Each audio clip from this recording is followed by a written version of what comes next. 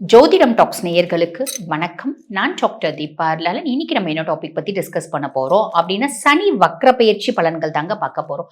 இந்த சனி வக்ர பயிற்சி என்னைக்கு நடக்க போகுது அப்படின்னா ஜூலை 27 ஜூலை 2026 ஆரம்பிச்சு டிசம்பர் 11 2026 வரைக்கும் ஏறக்குறைய 138 நாட்கள். இந்த 138 நாட்கள்ல வந்து பாத்தீங்கன்னா 8/10/2026 வரைக்கும் சனி பகவான் ரேவதி நட்சத்திரத்திலையும் அதுக்கப்புறம் வந்து பாத்தீங்கன்னா உத்திரட்டாதி அவரோட சொந்த நட்சத்திரத்திலையும் டிராவல் பண்ண போறார். அது என்னங்க வக்ரகதி? சனி பகவான் ரெட்ரோகிரேட் ஆகிற காலம்.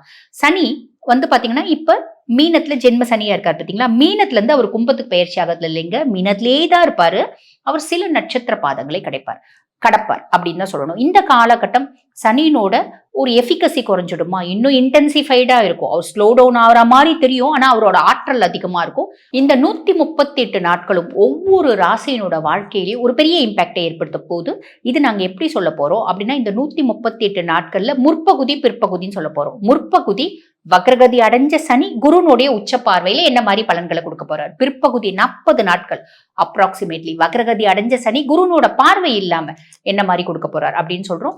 பொதுவா இந்த சனி பகவான் வக்ரகதி அடையும் போது ரிவ்யூ, கர்மிக் எஃபெக்ட் அப்படின்னு சொல்லலாம், கர்மிக் லெசன், பழைய விஷயங்கள் திரும்பி வரா மாதிரி தோணும். நல்லது நடக்கும் அப்படின்னு நினைச்சிருந்தது மாறும். அதே மாதிரி இது நடக்காது அப்படின்னு நினைச்சிட்டு இருந்தது நடக்கும் அப்படின்னு நினைச்சிருந்தது நடக்காம போறதுக்கும் தாமதம் ஆகிறதுக்கும் வழியும் வாய்ப்பும் உண்டு.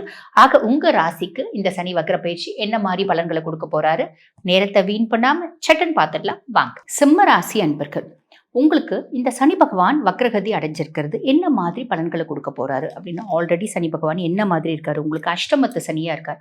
அஷ்டமத்து சனி நாலா பக்கமும் எனக்கு புடுங்கல் தான்ப்பா கொடுத்தா, அதுதான் உண்மை. நாலா பக்கமும் பிரச்சனை, நாலா பக்கமும் தலைவலி, நாலா பக்கமும் ஹிண்ட்ரன்ஸ். அட நான் பாட்டு சிவனே நடந்து போறேயா, உளுந்தெழுந்து நடந்து போறேன், இப்படிதான் இருக்கு சிம்மத்தினோட ஒரு லைஃப் ஸ்டைல் அப்படின்னு சொல்லலாம்.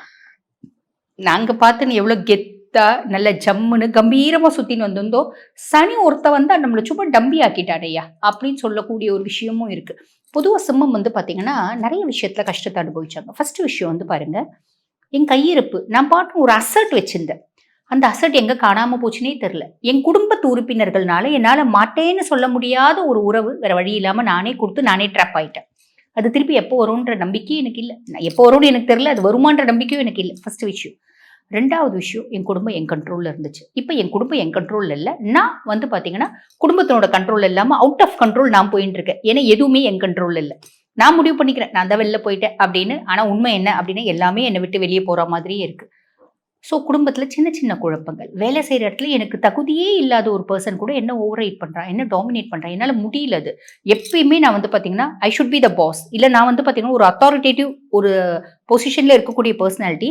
இப்போ ஒரு என்னை விட திறமை அதிகம் இருக்கவன் என்னை வந்து ஓவர் ரைட் பண்ணானா பரவாயில்ல, 10 பைசாக்கு ப்ரோஜனம் கிடையாது, சல்லி பைசாக்கு ப்ரோஜனம் கிடையாது. அவன்லாம் என்னை வந்து பார்த்தீங்கன்னா ஒரு ஆர்டர் போடுறான், வேற வழி இல்லாமல் டியூ கட்டணுமேன்றதுக்காக ஓடி ஆடுறேன். எனக்கு வேலையை வேணாம் தூக்கி போட்டு வந்த சமம் எத்தனையோ இருக்க தான் செய்யுது.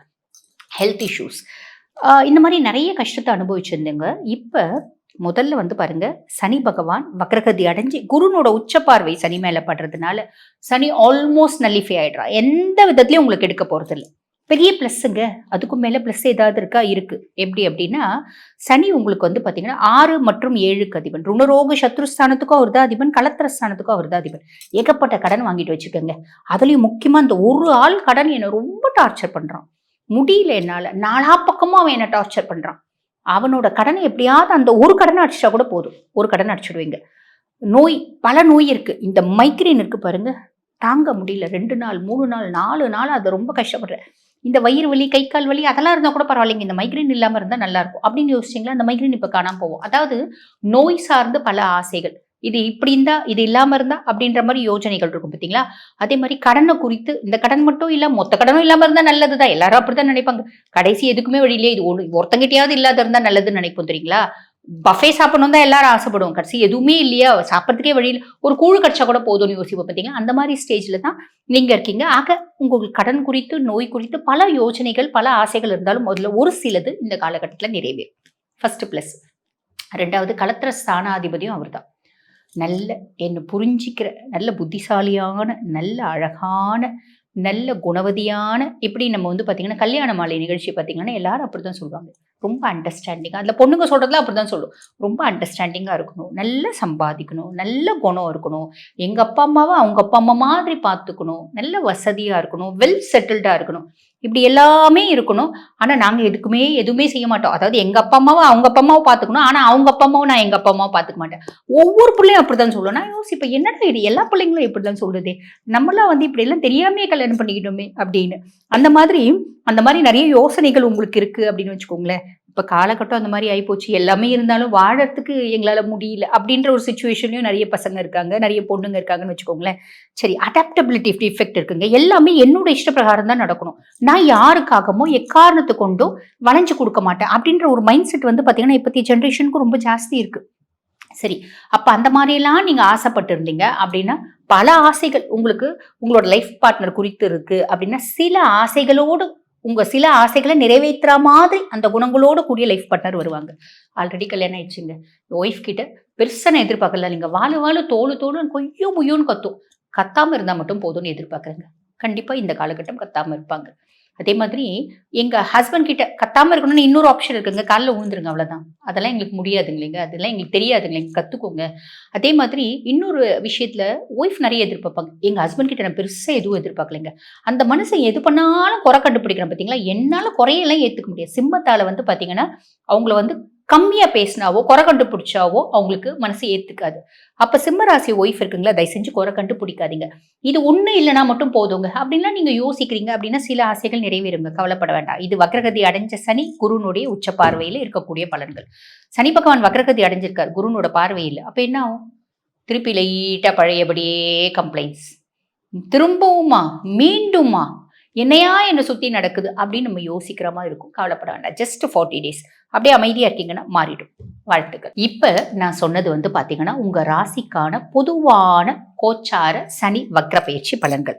இந்த பதிவை பார்த்துட்டு இருக்கோங்க அம்மா, நீங்க சொன்னதுல எனக்கு நிறைய மேட்ச் ஆயிருக்குமா, சந்தோஷமா. பிளானட்ஸ் என்ன சொல்லுதோ அதை தான் நாங்க சொல்றோம். எங்க சுய ஜாதகத்தை நாங்க ஒரு முறை முழுசும் தெளிவா அனலைஸ் பண்ணிக்கணுமா அப்படின்னு விருப்பப்பட்டாலும், அம்மா எங்க குடும்பத்துல ஏகப்பட்ட பிரச்சனை இருக்குமா, முன்னாடி பின்னாடி எல்லா பக்கமும் பிரச்சனையாவே இருக்கு, இது 1 வருஷம் 2 வருஷமாவா, எத்தனை வருஷமா இந்த பிரச்சனையோடவே வாழறது, முடியலம்மா எங்களால, வயசு இருக்கும்போது சமாளிச்சோம், இப்ப வயசும் இல்லை, சமாளிக்க முடியலம்மா, இந்த பிரச்சனைகள்லாம் எப்பமா ஓயும் அப்படின்னு தெரிஞ்சுக்கணும் அப்படின்னு விருப்பப்பட்டாலும் தெரிஞ்சுக்கிறதுக்கு வழி இருக்கா? இருக்குமா. உங்க சுய ஜாதகத்தை பார்த்தா தெரிஞ்சுக்க முடியும். தெரிஞ்சுக்கணும்னு ஆசைப்பட்டாலும், அம்மா என் பிள்ளையினால கடுமையான மன உளைச்சலுக்கு ஆளாயிருக்கேன் நான், பையன் ஒன்னும் சொல் பேச்சு கேட்க மாட்டேன்றான், எங்க குடும்பத்துக்கு ஒத்தே வராத ஒரு பிள்ளையை லவ் பண்ணிட்டு அவளைதான் கல்யாணம் பண்ணிப்பேன் அப்படின்னு சொல்றான். பொருத்தமும் போய் பார்த்தோம், பார்க்கும்போதே பொண்ணு ஒத்து வரலம்மா எங்களுக்கு, நாங்க காசு பணம் வசதி அந்தஸ்து ஜாதி மதம் எல்லாம் பார்க்கல, ஆனா பொண்ணு ஒத்து வரல, பொண்ணை பார்த்தாலே எங்களுக்கு வந்து ஒத்து வரும் தோணலம்மா, கேட்க மாட்டேங்கிறாம்மா, என்ன பண்றதுன்னு தெரியலம்மா, இதுக்கு வேற வழியும் வாய்ப்பும் இருக்கா, அந்த பையன் அந்த பொண்ணை தான் கல்யாணம் பண்ணிப்பானா இல்ல நாங்க பாக்குற பொண்ணை கல்யாணம் பண்ணிப்பானா இப்படின்னு தெரிஞ்சுக்கணும் அப்படின்னாலும், அம்மா நாங்க ரொம்ப கௌரவமான குடும்பம், இப்ப கௌரவமான குடும்பத்துலதான் நிறைய பிள்ளைங்க வந்து பாத்தீங்கன்னா தப்பு தண்டா பழகுதுங்க, தப்பு தண்டா பண்ணுதுங்க, தப்பானவங்க கிட்ட பழகுதுங்க அப்படின்னு சொல்லலாம். என் பொண்ணு தேவையில்லாத சம்பந்தமே இல்லாத ஒரு பையன் கூட பழகி அந்த பையனை தான் கல்யாணம் பண்ணிப்பேன் அப்படின்னு கல்யாணம் பண்ணிக்கினா கூட பரவாயில்லம்மா, இன்னமும் லிவ் இருந்து ரிலேஷன்ஷிப் இருந்து டேட்டிங் இருந்து, என் பொண்ணுக்கு எப்பமா திருந்தோம், நான் சொல்ற பையனை கல்யாணம் பண்ணிக்குமா, நல்ல கௌரவமா என்னை வாழ விடுமா, பையன் தேவையில்லாத சில வஸ்துக்களுக்கு ஆளாயிட்டான், போதை வஸ்துக்கள் இதெல்லாம் ஆளாயிட்டான், அவன் மாறுவானா, இந்த மாதிரி பல கேள்விகள் ஒவ்வொரு குடும்பத்திலயும் இருக்கதான் செய்யுது. அதுக்கு மேல ரொம்ப எளிமையா சொல்லணும் அப்படின்னா சிலர் வந்து சிம்பிளான விஷயம் கேட்பாங்க, வீடு கட்டணும்னு ஆசைப்படுறோமா, பல முறை வீடுக்கு அட்வான்ஸ் கொடுத்துட்டேன், வீடு கட்ட முடியல, எங்களுக்கு பூமி யோகம் இருக்கா இல்லையா, வீட்டுல தங்கமே நிக்க மாட்டேங்குதுமா, தங்கமே சேர மாட்டேங்குது, நாலா பக்கமும் கடன் இருக்கு, கடன்ல இருந்து வெளியே வந்துருமா, இப்படி பல கேள்விகளுக்கு தீர்வு உங்க சுய ஜாதகங்க. சுய ஜாதகத்தை பார்த்தா எந்த பிரச்சனை எப்ப தீரும், இந்த பிரச்சனை அப்படின்றது இன்னும் 10 வருஷம் தொடருமா, 5 வருஷம் தொடருமா, இன்னும் 5 மாசத்துல முடிவடைஞ்சிருமா, இல்ல இப்பயே முடிவடைஞ்சிடுமா, இப்படி பல விஷயங்கள் தெரியும். ஆக என்கிட்ட உங்க ஜாதகத்தை பார்க்கணும் அப்படின்னு விருப்பப்பட்டீங்க அப்படின்னா, நான் பேசிட்டு இருக்கும் போது என்னோட வாட்ஸ்அப் நம்பர் கொடுத்துருப்பாங்கம்மா, அந்த வாட்ஸ்அப் நம்பருக்கு கால் பண்ணி அப்பாயின்மெண்ட் ஃபிக்ஸ் பண்ணி உங்களுடைய எந்த குறைகளா இருந்தாலும் உங்க ஜாதகத்தை அனலைஸ் பண்ணி ரொம்ப தெளிவா தெரிஞ்சுக்க முடியும். தேங்க்யூ.